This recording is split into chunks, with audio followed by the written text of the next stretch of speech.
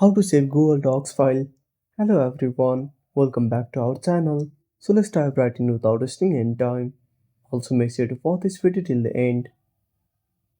So first of all open up your web browser. Now tap on the search bar. Now type Google Docs.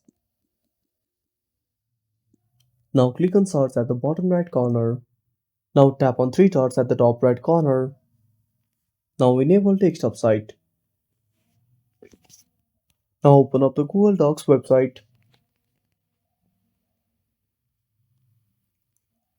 Now edit your Google Docs. Now once you're done, simply tap on file at the top left corner. Now simply tap on download. Now choose one of those options. And that's it. Thanks for watching.